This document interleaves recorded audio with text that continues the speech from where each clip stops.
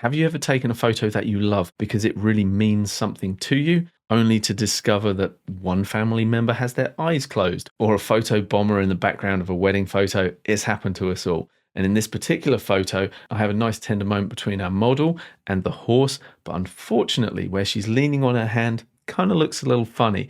Also, the hand that's up against the horse is a closed fist as well. Shame on me as the photographer. I should have spotted this in real time and actually fixed the posing of those hands. So let me show you how I can fix this in Luminar Neo in post-production. Let's get into it. Before we get to fixing the hand, I'm casting my eye around the photo and just seeing if there's other anomalies, such as this little dust spot here, the illumination of the horse's whiskers here. Do horses have whiskers? I don't know. But anyway, these little bright bits here, I want to take care of those as well. So I'm going to come to the erase tool, and all we need to do is just click over the thing we want to get rid of, click erase, and it's gone. And now I'm just going to work in small passes to actually remove these hairs. You don't want to be doing too much with this tool at once. The best thing to do is just paint over something, come over to erase, click that, and it's going to get rid of it quite nicely. Let me show you what happens if we try and get rid of too much all at once. Let's come over here, paint over the fingers, maybe try and get rid of this as well. Now we hit erase. I don't think we're going to get a good result. No, we're not. Look what's going on. No good at all. So I'm just going to clear that and try to do that in just a single pass. And that's much better. The software is much more able to recognize patterns that exist around the area you're trying to erase and then borrow that pattern to paint into that area. So the erase tool is good for this kind of small cleanup work, but if you have bigger areas like the hand here, we're going to need to go a little more heavy duty, and that's where Gen Erase comes in. And so all I'm going to do with the photo selected is click Gen Erase, and we're going to zoom into the hand, which is, it just doesn't look good because even these hairs down here from a distance, they look a little bit like her hand's kind of wrinkly or something. So all we want to do is paint over the hand, not much more than that, because we don't want the AI to be generating more than it has to. We want to leave as many real pixels there as possible. And so with that selection made, I'm just going to click erase, and Luminar Neo is going to do a calculation for us, and hopefully we'll like the result. If we don't, as this tip says, you want another result, try again by clicking erase or change the selection to get another outcome.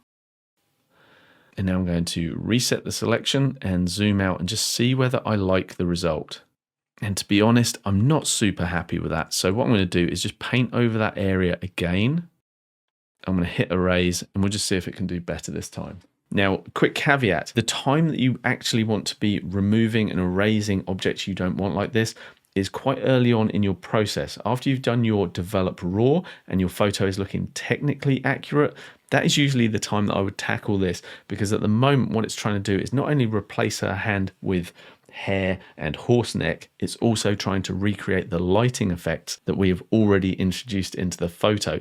So we're kind of working a little bit out of order here. So my apologies, just remember that Gen Erase and retouching in general should happen earlier in your processing than adding lighting effects and recoloring your photo. So let's be honest, that's really not the best bit of generative AI work we're ever going to see, but it's going to be good enough for this particular example. Now let's see if we can't unclench her fist here. And the way we're going to try that is with Gen Swap. So all I want to do is paint over where her open fingers might actually be. So something like that. And now I'm going to type in here, soft open fingers, and click swap and hope for the best. And here we have the classic example of why AI is terrible at hands. Have you ever seen that many fingers on one person's hands? Oh my gosh. Let's press Ctrl Z, undo that. And this time I'm just going to make a slightly larger selection. I'm just going to type fingers, click swap, and hope for a better result this time. Oh no. Okay. Look at that. That is absolutely terrible. But to be fair to the program, I asked for fingers and that is what I've got. But we have learned something very important here. Number one, where you can, get it right in camera. Number two, do not rely on AI. And number three, if you are going to try and rely on AI to do this type of work for you, it is much better to do it at the beginning part of your process. After develop raw, do all your retouching and generative erase work, and then work on your creative edit onto that. Unlike what I've done here, which is I've already added these lighting effects, worked with my color palette, and then expected AI to work in with my creative vision. So I put the horse before the cart, as it were. So we've learned something. Don't do it that way around. But once I've deleted this nightmare of gnarlish fingers, we're going to move on to finishing touches, where I've got some really great techniques that you can use for this type of photography and any other photo that you just want to level up once you've done your initial processing. This is like the polish that really takes your work to the next level. And if you want to learn those editing techniques, make them your own, you want to check them out in that video right there.